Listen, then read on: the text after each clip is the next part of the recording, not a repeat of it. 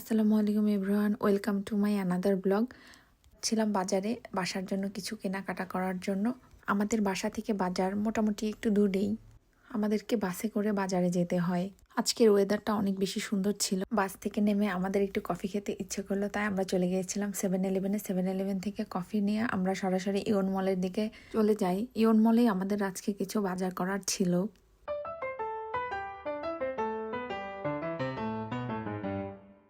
মলে গিয়ে একটু ঈদের জন্য জামা দেখছিলাম। এই জামাটি মোটামুটি আমার ভালো লেগেছিল সবগুলোর মধ্যে। জামা দেখার পরে আমরা দাইসোতে চলে যাই। দাইসোতে যেতে আমার সব থেকে বেশি ভালো লাগে।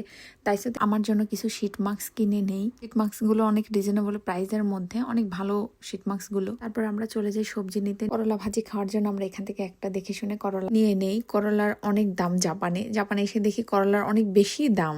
সবসময় মোটামুটি এমনই দাম থাকে। তারপরে আমরা আঙ্গুর কিনে নেই। আঙ্গুরগুলো মোটামুটি রিজনেবল প্রাইসের মধ্যেই ছিল। তারপরে আমরা আম দেখতে পাই। একটি আমের এত দাম, মনে হচ্ছিল বাংলাদেশে গিয়ে আম খেয়ে আসি, কারণ জাপানে যে পরিমাণ আমের দাম হয়, শুধু আম না, এখানে গিয়ে দেখি একটি ডাবের দামও অনেক বেশি ছিল। অবশ্য বাংলাদেশেও ডাবের দাম অনেক বেশি হয়, কিন্তু জাপানে আরেকটা বেশি দামি ফল হলো, সেটা হলো তরমুজ। তরমুজেরও অনেক বেশি দাম। এখানে অবশ্য তরমুজের পাশাপাশি আনারস কাটা পিচ আকারে পাওয়া যায়। যে যেভাবে নিতে চাই আর কি, তার জন্য সেভাবেই সুবিধা দেওয়া হয়। শপিং শেষ করে আমরা একটু খাওয়া দাওয়া করতে চলে যাই ম্যাকডোনাল্ডসে। পাশেই ম্যাকডোনাল্ডস ছিল। ম্যাকডোনাল্ডস গিয়ে আমরা একটু খাওয়া দাওয়া করে নেই।